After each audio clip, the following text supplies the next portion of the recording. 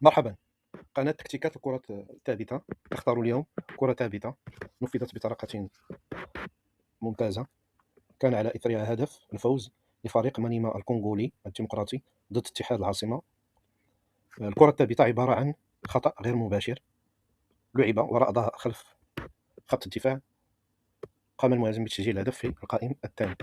التحليل التكتيكي للكرة الثابتة: بداية من خط الدفاع، الحارس متمركز بالقائم الثاني، ترك الزاوية كاملة للقائم الأول للحائط المكون من 3 لاعبين، وهو كما هو معروف عند خبراء الكرة الثابتة أن حينما يظهر أو تظهر زاوية القائم الأول أو القائم الثاني من الجهة اليمنى مثلا على مسافة ما بين 25 ياردة إلى 29 ياردة، يجب أن يكون 3 مدافعين بتغطية في الحائط لتغطية القائم الأول، وهذا ما فعله مدافعي اتحاد العاصمة، وهو يعني قرار سليم في أن يكون 3 مدافعين في الحائط لتغطية القائم الأول وزاويته.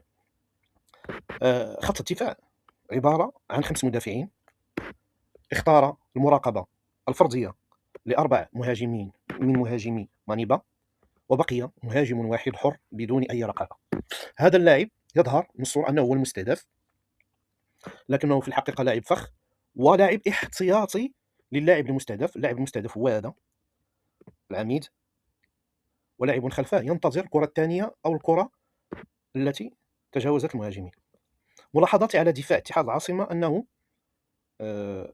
طريقة مراقبة اللاعبين كانت خطأ، والدليل نموذج هو هذا، رقبه بظهره. المفروض أن يكون اللاعب على المهاجم على صدر المدافع، لا أن يعطي ظهره. فبالتالي هنا مراقبة بدون أي معنى، لأن المهاجم ستكون له حرية التحرك والارتقاء ومراقبة الكرة ومعرفة مدى ارتفاعها والتحكم فيها بدون أي ضوء للمدافع إلا أن يرتكب خطأ على المهاجم.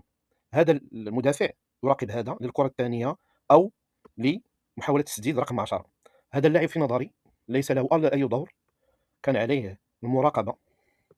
هذا اللاعب ممكن أن وقوفه هنا تحسبا للاعب تسليم وتسلم بين اللاعبين، لكن في الحقيقة لم يكن له أي دور. المهاجمين قام فريق الكونغولي بتوزيع المهاجمين بشكل ذكي، لاعبين هنا، لاعب هنا، ولاعبين في آخر القائم الأول، أي وزع على القائم الأول والوسط والقائم الثاني. طريقة تنفيذ ذكية، حيث صارت مقوسة من الداخل إلى الخارج لتتجاوز خط الدفاع وتسقط في زاوية أو في مساحة القائم الثاني. وهذا ما سنلاحظه. لاحظ اللاعب المستهدف غفل المدافع وصار وراء ظهره، هذا اللاعب بدون أي رقابة. لاحظ هذا اللاعب كنا بأي دور، اللاعبين منفذين على استعداد كليهما للتمويه. اللاعب المنفذ نفذها بطريقة مقوسة، وبين المدافعين اللاعب يسجل هدف جميل، العميد رقم 23، هدف التقدم في الدقيقة 65. نعيد، سنرى الإعادة. لاحظ طريقة تنفيذ ببطن القدم بشكل مقوس. لاحظ هذا اللاعب لا يتحرك في انتظار الكرة الثانية، هنا حجب، هنا تشويش، اللاعب هنا يستعد للكرة، واللاعب المستهدف هو رقم 23 المهاجم. سنلاحظ طريقة التنفيذ رائعة ببطن القدم من الداخل إلى الخارج على شكل موزة تسقط في هذه المساحة.